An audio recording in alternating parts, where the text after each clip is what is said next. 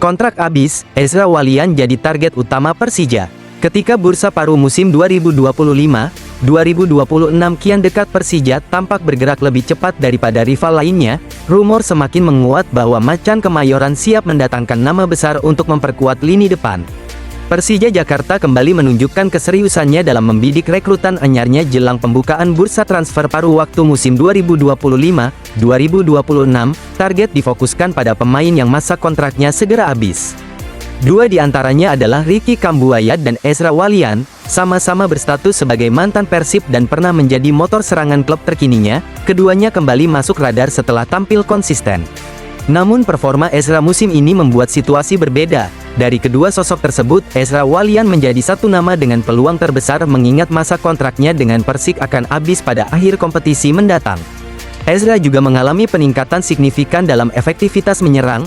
Winger tersebut tak hanya piawai melepas crossing tetapi mampu masuk ke ruang gol dengan timing yang lebih matang sehingga menarik perhatian Persija. Kebijakan transfer Persija musim ini terbilang realistis. Manajemen tak lagi berburu nama sensasional melainkan pemain yang cocok dengan kebutuhan taktik dan sanggup menambal sektor sayap yang masih belum stabil. Kontinuitas penyerangan Persija musim ini membutuhkan figur eksekutor yang mampu bergerak tanpa bola dan agresif di kotak penalti, kualitas yang mulai diperlihatkan Ezra dalam setengah musim bersama Persik.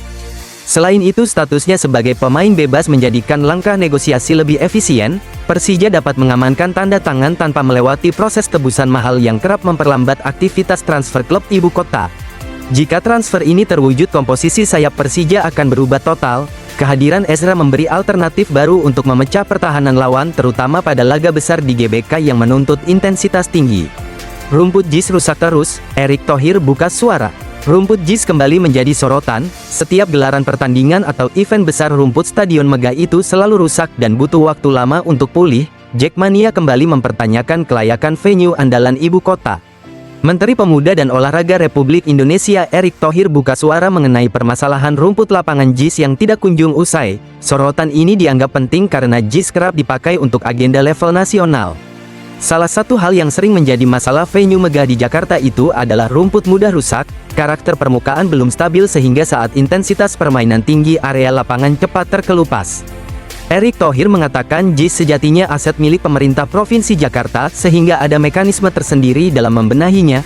Pemprov disebut memegang kendali utama terkait perawatan rumput dan standar kualitas. Tetapi jika memang dibutuhkan, pemerintah pusat akan membantu perbaikan JIS. Kolaborasi lintas lembaga dianggap solusi paling realistis agar stadion tidak terus menjadi bahan kritik setiap penyelenggaraan pertandingan.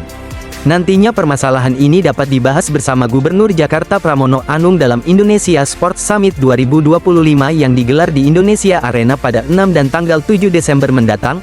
Agenda ini jadi ajang memastikan perbaikan benar berjalan.